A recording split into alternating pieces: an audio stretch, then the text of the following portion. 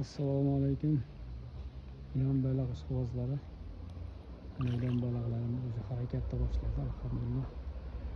Kun isigan sari bular kechasidan sakrab, suzib, juda harakatlanib nima qiladi. Odam bir tomosha qilsangiz maza qilasiz.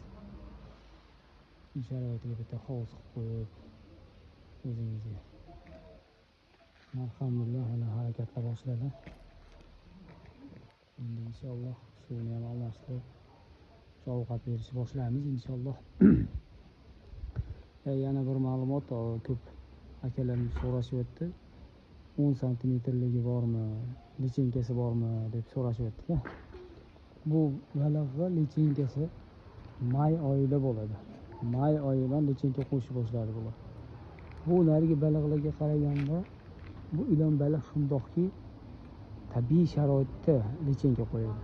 Tabiiy sharoit qilib berasiz, keyin lichenka qo'yadi. Buni ukol qilib lichenkasini ola olmaydi. Qolgan baliqlarni qaysi payt bo'lsa, qishda ham qaysi payt bo'lsa ukol qilasiz, o'sha lichenkasini olib turib, o'z apparatlari bor, o'shanda lichenkasini chiqarsa bo'ladi. Lekin ilon balig'iga hali O'zbekiston sharoitida ilon balig'i lichenkasini unaqa holatda olganini eshitmadik.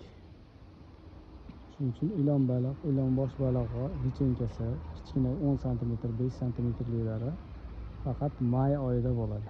May oyidan keyin, may-iyun oylarida bolalarni ikra chochadi, keyin avgust oyida ikra chochadi. O'sha paytlarda o'sha lichenkasi bo'ladi. Hozirgi paytda matishni ilon baliqlar bo'ladi, boqqani ko'paytirib lichenka olinadi. 300 grammlik avgust oyida bolalardan 300 gram, 400 grammlik lichenkalar bo'ladi. Boqadigan. Go'shtni boqadiganlar shunaqa bo'ladi. 300 gram, 400 grammlik. Lichenka ko'paytiraman, lichenka chiqaraman deganlarga matishni baliqlar bo'ladi. Matishni baliqlar shunaqa bir vigidni tomoni shuki, matishni baliqlar mingtadan milliontagacha ikra chochadi. Kichkina kattaligiga qarab, misol 1,5 kilolik, 2 kilolik matishda ozroq bo'lsa, 3 kilo, 4 kilolik matishda ko'proq kira chochadi. Katta kichikligiga qarab. Endi uni ikrasini, shu ikra chochgandan keyin dafniya degan ozuqa bor, tirik ozuqa. O'shandan hovuzlarda ko'paytiriladi. O'sha dafniya ozuqasi bilan baliq lichenkalarini boqiladi. Shunaqa yana ma'lumotlar bo'lsa, shu Telegram, shu nomer video ostida nomer qoldiramiz. O'sha videoda, o'sha raqamda Telegramimiz bor. Telegramdan aloqaga chiqsangiz, matishni baliq keramni, lichenka 300 gram, 400 gramlik keramni aloqaga chiqsangiz, inshaalloh mana mart oxirlaridan o'zi ko'chirsa bo'ladigan holat bo'ladi. Sabab hozir ham ko'p joylarda ko'chirib hozir ham sotilyapti, savdo bo'lyapti.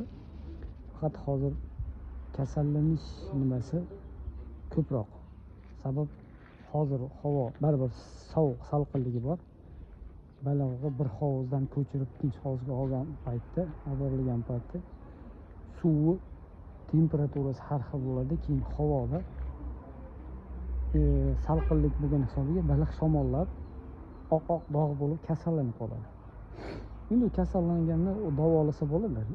Faqat misol mendan sotib oladigan bo'lsangiz, siz uyingizga birinchi marta boqishingiz bo'lsa, kasallanib qolsa, sizda ruhiyat tushib ketadi, baliq boqishga qiziqish qolmaydi. Shuning uchun mana mart oxirlaridan hovuzlarni tayyorlab turilsa, mart oxirlaridan tashlansa, inshaalloh kasallik yo'q bo'ladi. Sizni hovuzingizga moslashib ketadi.